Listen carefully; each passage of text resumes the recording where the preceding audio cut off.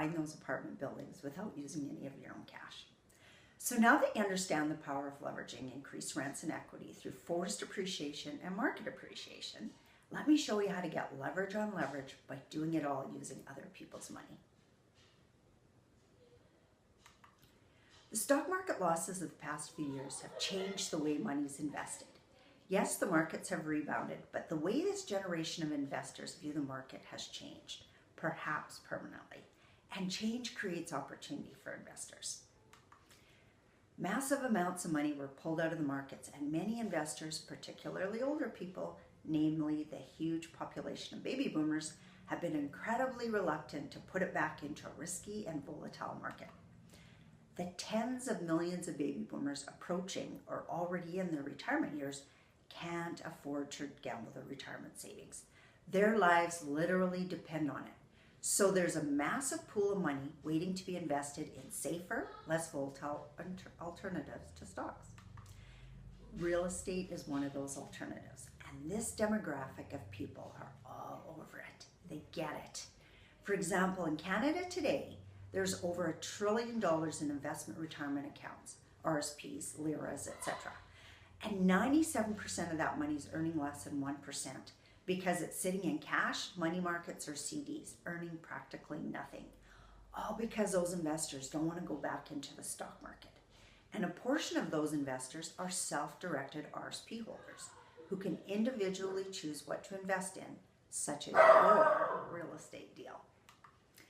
Going forward, I'll explain how you can get your deals in front of this money. It's money where there are no loan origination fees, no bank qualifying, and you negotiate the finance rate.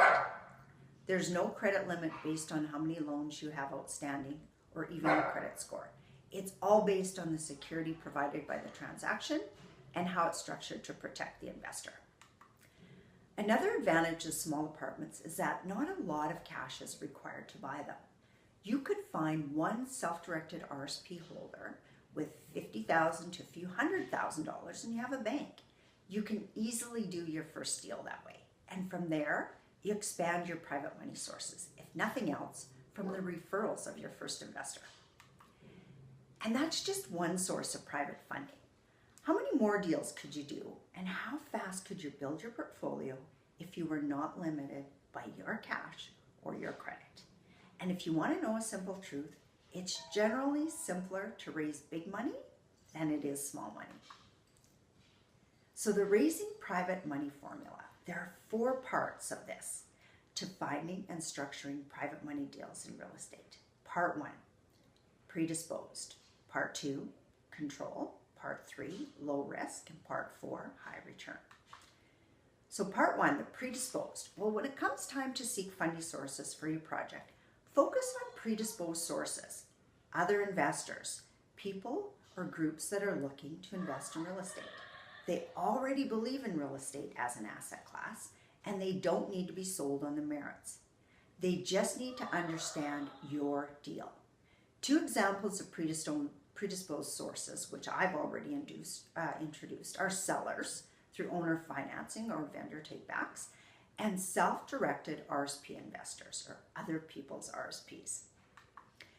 Your investment has to be both appealing and low risk. The rest of the formula structures the deal such that it speaks to the psychology of the private lender. Here's the key. The investor needs to feel confident they'll get their principal back before they hear about the return. Very important. An RSP investor once said to me, "Tell me about return on my capital before you tell me about return on my capital." Low risk. Show them how they can show them how you have proactively acted in their interest to protect their money. An example of a risk mitigating strategy is purchasing rental offset loss insurance to replace lost rent revenue in the event a portion of the property were to burn, have water damage, have a car run into your building. That happened to us. It builds your credibility by showing thorough preparation. They see you have their interests in mind and you've answered the first part of their silent thinking. Tell me about return of my capital. Once that's done and not before, you can now discuss return on their capital. High return. So the last part, high return, is about giving them a high return relative to the low risk you created. Now, this doesn't mean you just go wave some huge return to private investors and scare them away. That is what amateurs do, and that's why they don't fund deals. Just as in any investment, the lower the perceived risk, the lower the expected return. So if you structure the deal so that you can present one with low risk, and as you consistently demonstrate and make the case that the project is low risk, not only do you establish your credibility, but the investor's expectation of the financial return are simultaneously lowered. So, as the final step, and because everyone wants a deal, you're going to satisfy that desire by providing the investor return that's just above their low return expectations. Expectations which you justifiably created in your structuring of the transaction to protect their interests. You give them a little more than they expect. And that's how to raise any amount for real estate, whether it's $5,000 or $50,000. Hope you liked my tips today.